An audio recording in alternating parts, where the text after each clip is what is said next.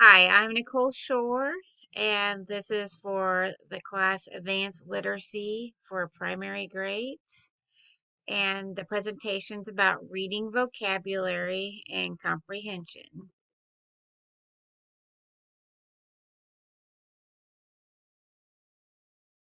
This first slide is about the three levels of vocabulary learning, which are basic speaking vocabulary, elaborated speaking vocabulary, and academic knowledge domain vocabulary.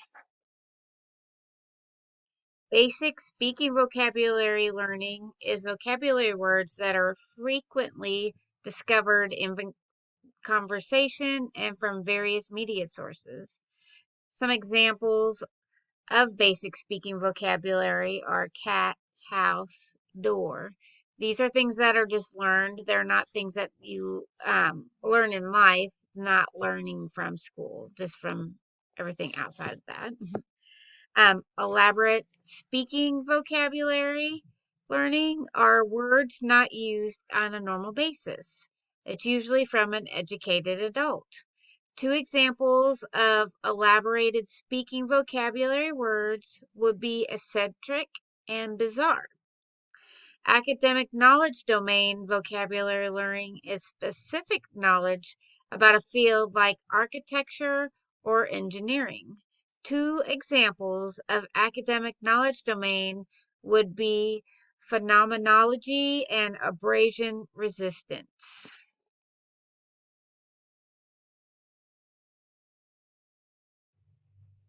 This next slide is about word maps and the three questions, important questions used in it.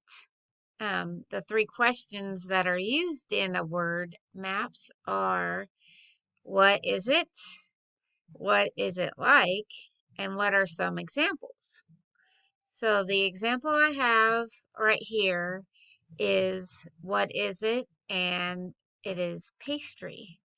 And so I picked a specific pastry, which would be donuts. And so my next question would be, what is it like? And I put sweet, buy at Casey's, and bread. Then the last question is, what are some examples? And there is Long John, Bear Claw, and donut holes. Um, this is a good example to use in class for vocabulary. Um, Digging into their knowledge of new words to discuss to see what each other knows. So it could be a chart that you make with the class to kind of figure out what a pastry is.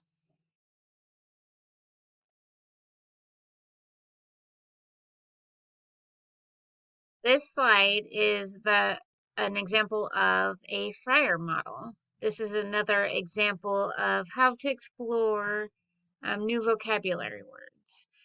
This could be something done ahead of time, or you could do it together as a class, or parts of it together as a class, and then parts of it maybe ahead of time. So on line, it said that, or the word is reptile, and it's in the middle. And so it has the four boxes on the outside. Um, this said that was a noun, which is a vertebrate animal of a class. They're distinguished by having a dry, scaly skin and typically laying soft-shelled eggs on land. The box on the top right has pictures, examples of different kinds of reptiles. In the bottom left corner, I have examples of crocodile, turtle, lizard, and snake. And not examples I have are horse, goat, reindeer, and buffalo. Um, Especially the examples and not the examples are good discussion questions. And even like the pictures is not just one reptile, it's kind of like a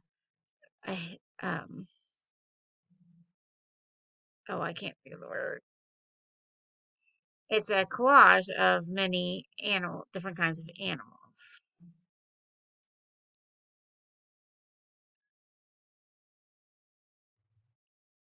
The next slide is question answer relationships, which is a research-based comprehension strategy. And it's about asking questions in my head and in my text. Question answer relationships is a strategy for students to ask questions to getting to get a better understanding to questions asked about a certain text. There are two places to get answers, in the book and in my head. Answering the questions before and after reading the text will help questions be answered with prior knowledge and the newly read text information.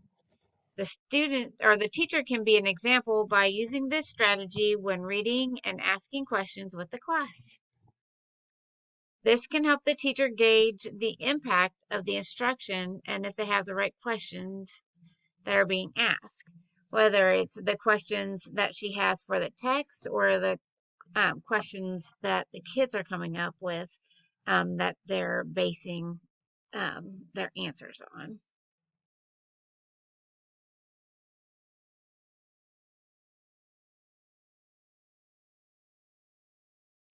Three ideas that I plan to use in my classroom are 4 reciprocal teaching comprehension strategies, priming and praising, and internet reciprocal teaching. I selected the 4 reciprocal teaching comprehension strategies because this is a great strategy to use as a model to the class and scaffolding students, so eventually it will be a strategy they can do on their own. The 4 strategies are predict, question, clarify, and summarize. The textbook included a perfect poster for the classroom to be able to use for reference while they are still learning to use it. I selected this because with modeling and with the reference poster, I think it will be an easy way to comprehend the text better. I think it will be a good way to have written down their thought process too, with using the Fabulous Four, as a book called, um, questions to ask. The next strategy I selected was priming and praising. In the textbook, this fell under motivation for children with reading disabilities. I don't think that this is necessarily just with kids with disabilities. I think this would be for all kids in class. I think this is useful for all students in the class, especially students that have low self-esteem in their reading and comprehension ability. Priming all the students and the students helping their fellow students is a wonderful motivator. This can help the whole class help each other and grow closer as a classroom family. Praising is so highly effective in reading and in any part of class or in life. And I think it's important that there are obtainable goals to keep going forward and genuinely praising children as needed. I also think it's important to not have a generic statement that you tell everyone all the time.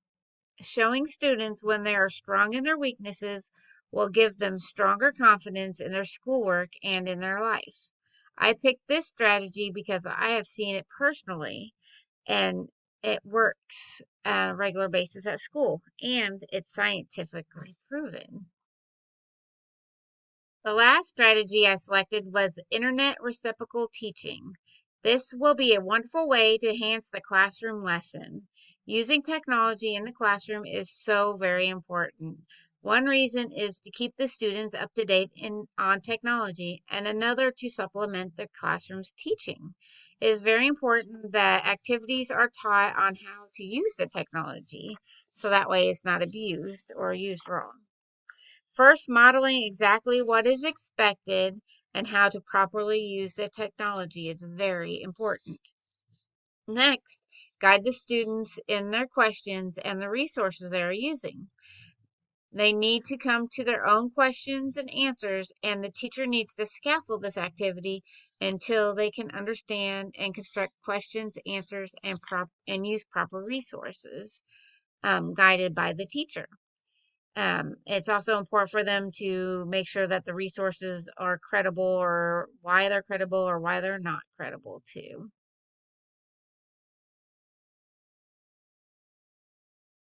Thank you for your time to watch this video. Have a good day. Bye.